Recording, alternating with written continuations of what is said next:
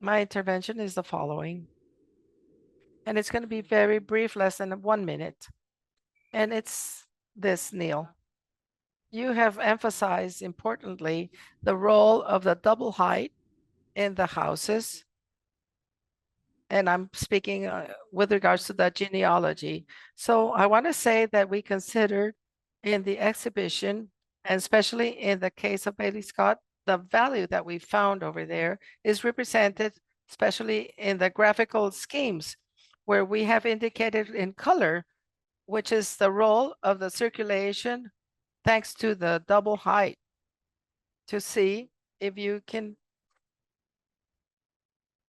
relate this to the image. This is the one I'm imaging. In other words, the role of the different levels and the different positions of a spectator that not only corresponds to the social aspect of the house, but the movement of its own inhabitants within the house. And lastly, maybe you can broaden up in your intervention at the end, which could have been the role of these Scottish architects that you mentioned that worked over double height intermediate halls, if they had a certain impact in Bailey Scott or other architects of arts and crafts. Thank you.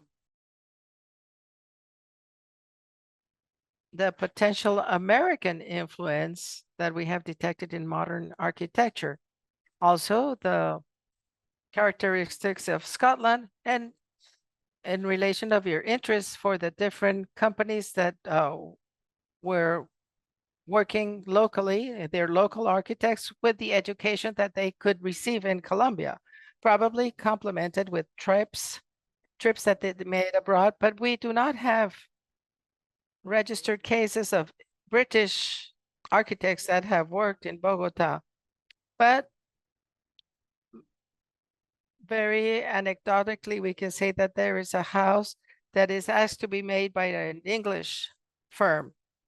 But the fascination that there is of this group of architects over the Tudor house is a mystery. Probably it has a lot to do with the role of the publications that were available. In any case, in this part of the exhibition, we wanted to illustrate through these concrete examples some of what we call the variations in Bogota, where that pattern of England allows having a multiplicity of associations of houses showing different morphological alternatives.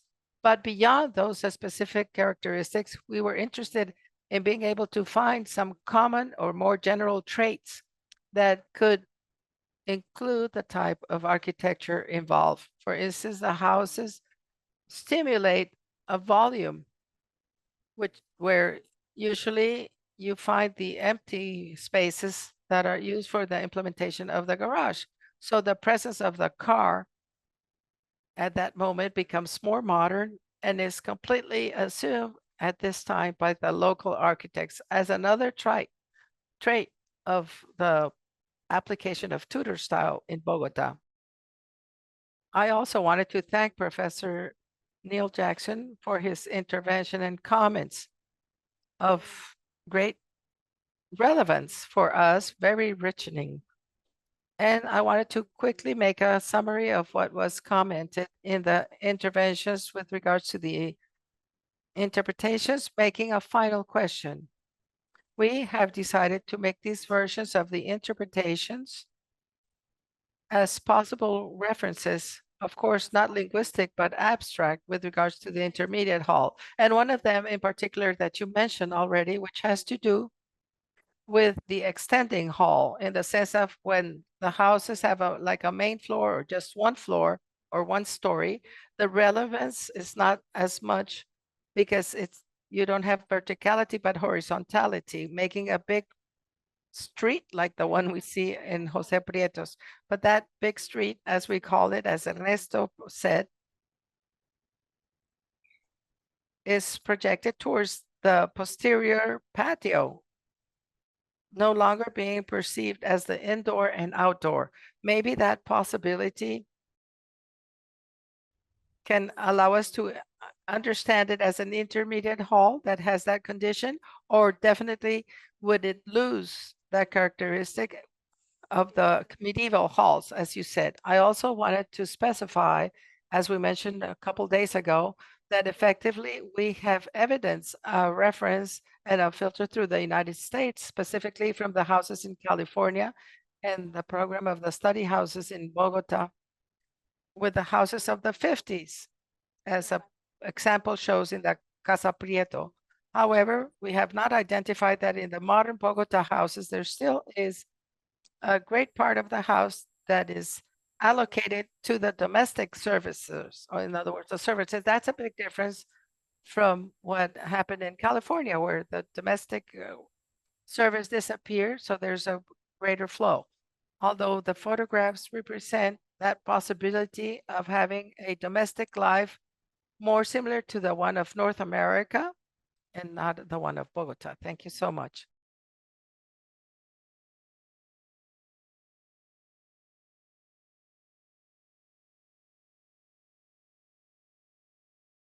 Okay, thank you. I will be brief.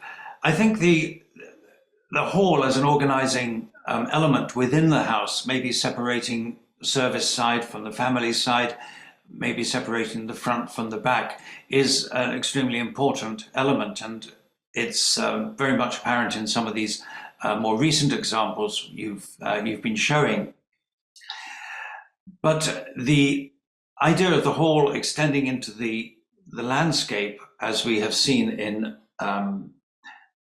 some of the more modern ones, for instance, the Casa Rafael Obregon, seems to me not an English medieval trope, if I might say.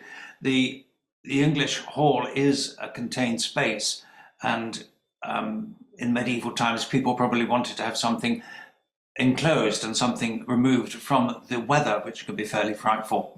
So the moving of space out into the garden, I think, is something different. I'm not saying that it's not related to the hall as a central functional space, but it is not related, I think, to the hall as a container, if that makes any sense. I'm stalling here because I can't remember what the earlier comments were, but the transfer of knowledge. How did the word get across to Colombia? Clearly, it comes across through architectural journals and things like that. And I've never made a study of architectural journals of the 1930s and 40s in terms of the Tudor revival, which certainly was going on in England at that time. And there's any number of houses built in what we call stockbroker Tudor, a style often found just south of London in the rolling hills of Surrey, wealthy countryside. But there probably were lots of articles in journals such as the Architectural Review, which illustrated these buildings. As I said earlier in this discussion, the teaching of modern architecture really didn't start in Britain until after the Second World War. So in that way, the journals tended not to show it, or to put it another way around, they tended to still continue to show very much historicist styles. But there was a distinct shift after the war to a much more modernist quality in their publications, with the employment of people such as Nicholas Pevsner on the Architectural Review. There was, of course, in the later 19th century, a lot of publications showing contemporaneous houses, and the Das Englische Haus by Hermann Mutesius showed a lot of these as well. There were copybooks, there were designs published, which would have shown the Scottish houses that we've talked about, or rather I've talked about, which I think could well be a source of reference for the Tudor style hall or middle hall house. What am I thinking of?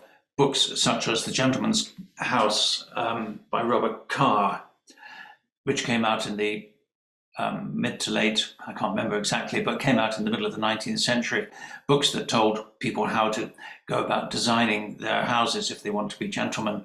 These promoted that sort of middle hall architecture, and I think could well have been of interest or maybe even of influence in Colombia